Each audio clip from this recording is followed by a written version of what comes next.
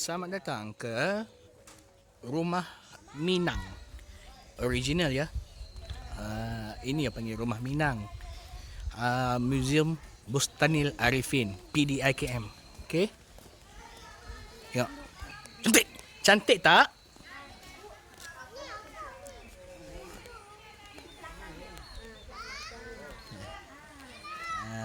Tengok keliling.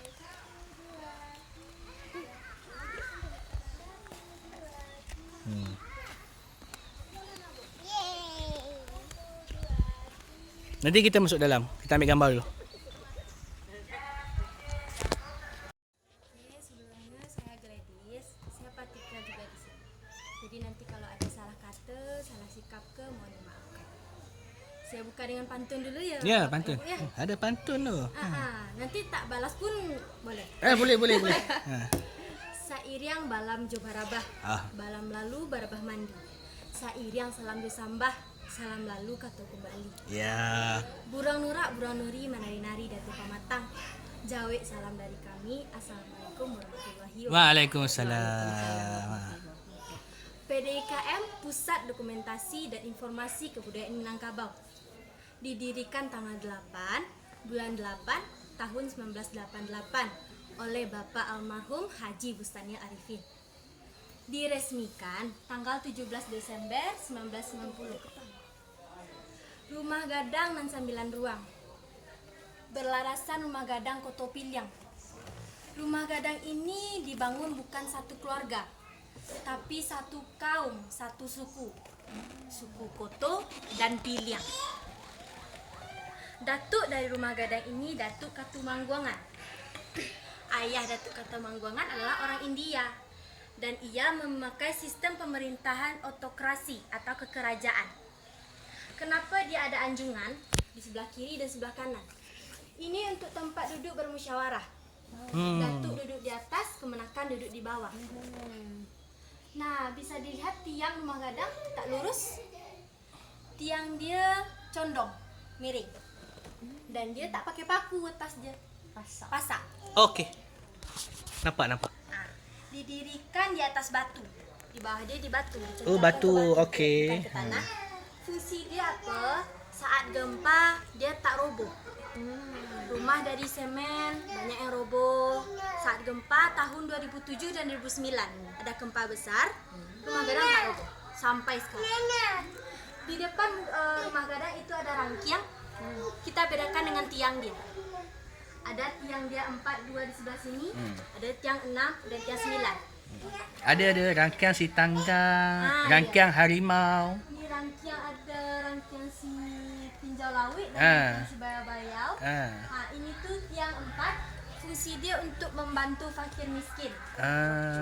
Ada pula di sana tiang 6, itu fungsi dia untuk penyimpanan makanan orang yang ada di dalam rumah gadang. Yang paling ujung untuk pembangunan desa. Okey.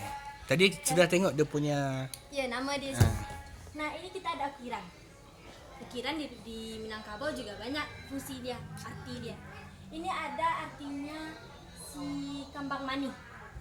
Artinya itu orang Minang yang sopan dan ramah menyambut tamu. Ada lagi itiak pulang patang bawah tingkap. Di bawah tingkap. Arti dia itu bebek pulang sore, pulang petang. Bebek tanpa pemandu dia rapi jalan pulang. Tanpa pemandu, begitulah orang Minangkabau yang rapi dan disiplin. Ada lagi nama dia ukiran pucuk rabuang. Pucuk rabuang waktu jadi tunas bisa dimasak untuk makan. Tapi saat besar bisa dijadikan untuk pembangunan rumah. putih Minang di rumah gadang ini saat menikah dia akan tidur di bilik utama. Kenapa bilik di rumah gadang ini kecil-kecil juga ada maknanya. Sindiran untuk Sumando, menantu lelaki di rumah gadang. Kalau orang rumah gadang memiliki anak lelaki, dia tak tidur kat rumah gadang. Mereka tidur di luar, di musola, belajar di luar. Dia ke rumah gadang untuk makan, tukar pakaian. Belajar apa itu? Belajar untuk bagaimana beradaptasi sosial. Pesantren? Ya, bisa jadi kat musola. Nah, untuk bilik pertama itu dihuni satu keluarga yang baru menikah. Jika ada adik perempuannya nanti ingin menikah lagi, dia geser ke bilik kedua. Begitu seterusnya sampai di bilik keujung. Nanti Adakah adat tu sekarang wujud lagi? masih Masih? ada. Karena sistem menikah di Minangkabau itu lelaki datang ke rumah, laki-laki tinggal di rumah. Bukan perempuan yang tinggal kat tempat laki-laki. Oh, terbalik ya? Nah, ya. Karena di Minangkabau ini bukan mengistimewakan perempuan, tapi sangat mengistimewakan dan melindungi kaum perempuan. Karena apa? Bundo Kandung. Bundo Kandung adalah perempuan yang sangat dihargai di Minangkabau. Maka dari itulah perempuan sangat diistimewakan. Nah, untuk bilik nanti kalau udah sampai pengantin tuh bilik paling ujung, dia harus siap-siap keluar dari rumah gadang, bikin rumah baru tapi bukan rumah gadang yang dibikin, rumah biasa. Tapi biasanya kalau ekonomi dia sudah stabil, di bilik kedua, 3 atau 4 dia sudah keluar bikin rumah baru.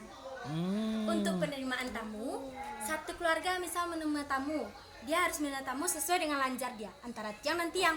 Tak boleh dia nanti terima tamu sebelah sini, karena ini punya satu keluarga yang lain. Untuk duduk tamu pun dibedakan. Tuan rumah duduk sini, tamu duduk sini, macam bapak dan ibu. Kenapa? Karena kalau nanti ada acara makan bersama atau keduri, ada makanan yang kurang atau makanan yang habis, tuan rumah tak perlu menyorak orang dapur. Cukup kode saja, karena jalan tengahnya menuju dapur, orang dapur akan cepat ganti makanan yang habis. Orang dapurnya siapa? Orang dapur orang yang masak. Orang yang masak Ibu? Bukan, bisa jadi anak dara. Soalnya anak perempuan di Minangkabau dari kecil dah diajar masak. Kamu ngerti masak? Ya, saya. Saja tanya.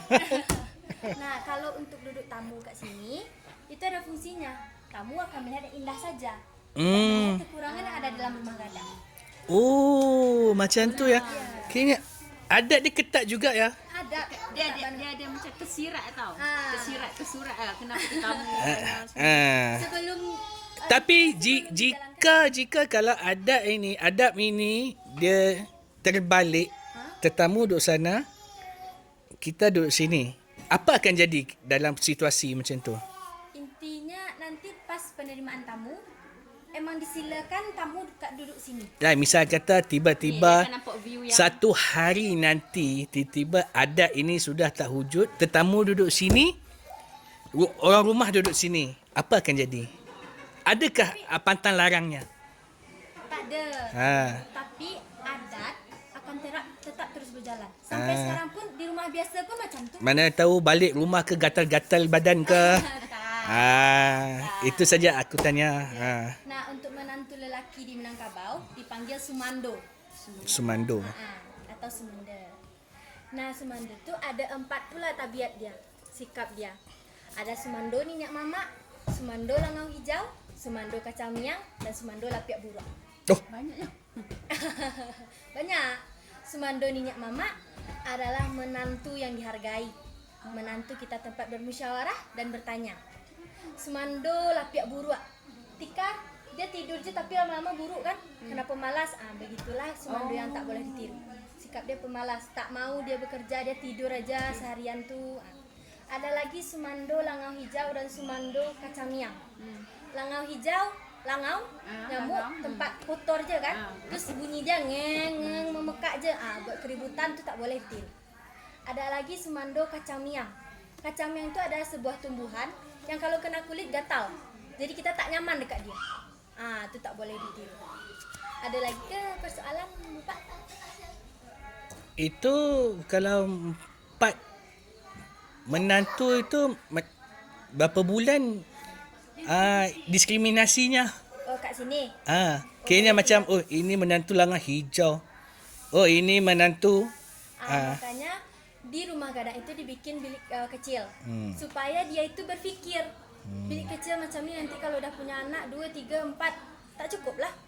Makanya dia berpikir untuk membuat rumah baru supaya sikap penilaian buruk dia itu tak dipandang. Faham.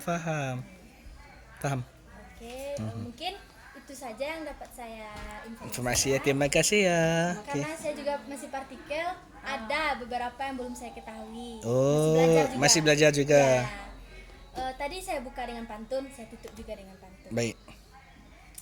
Si cerek di tepi banda. Bapak tahu si cerek apa? Cerek? Bukan. Hah? Di sini cerek itu sebuah tanaman herbal. Oh, sana cerek tuangnya air. Si cerek di tepi banda. Kok condong, tolong tagakkan.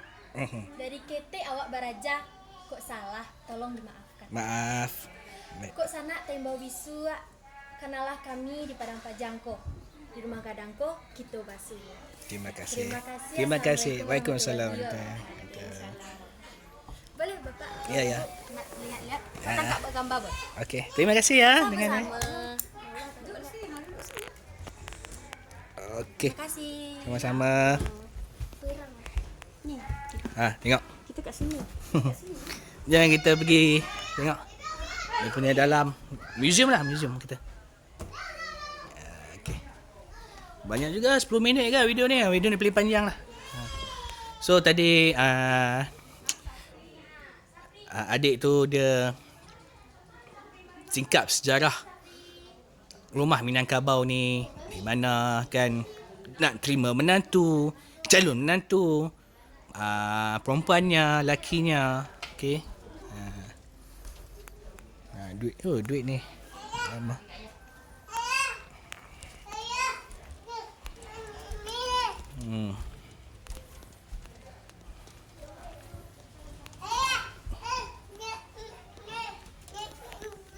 Hikayat Banjar.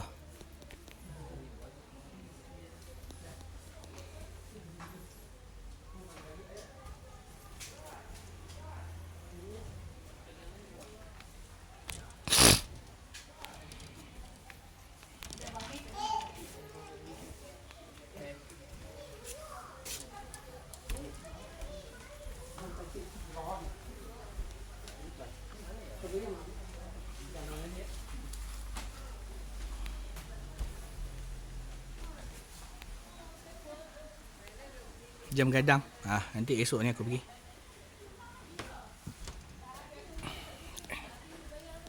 Menarik. Orang kata kita dapat tahu lah sejarah orang Minang. Okey. Jadinya korang boleh pergi sini. Aku ada open trip jugalah untuk pergi Padang Bukit Tinggi ni. Okay.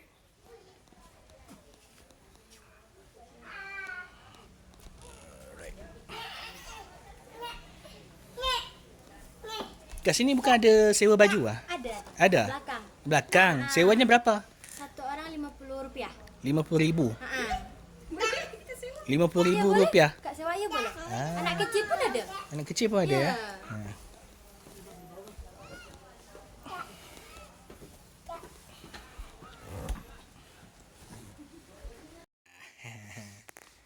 Ini aku datang lagi kat museum. Semalam aku datang, dia punya penjaga tu dia pergi rumah wali kota. Sekarang hari ni aku kena pergi juga pakai baju. Jadi dekat museum Bustafil. Bustanil ke Bustafil? Bustanil. Okey. Ini sewaan bajunya. Okey, untuk lelaki 50k, 50,000 lah. Untuk kanak-kanak 20k, 20,000. Okey. Kalau korang pergi Padang Bukit Tinggi, kena singgah sini, kena pakai baju.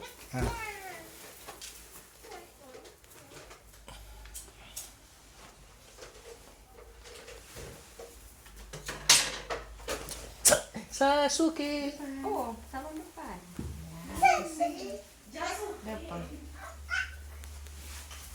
No. Tujuh. Cantik dah, Mami. Cantik. Ini gambar apa? Jangan main jarum banyak. Tu.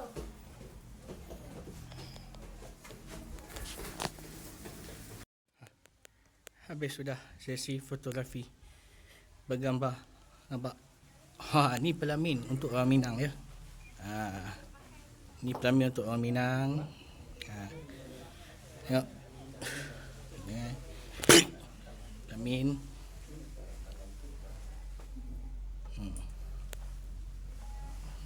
Okey.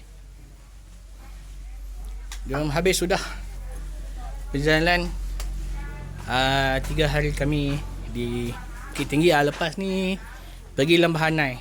Lepas Lembah Hanai akan pergi ke Padang pula.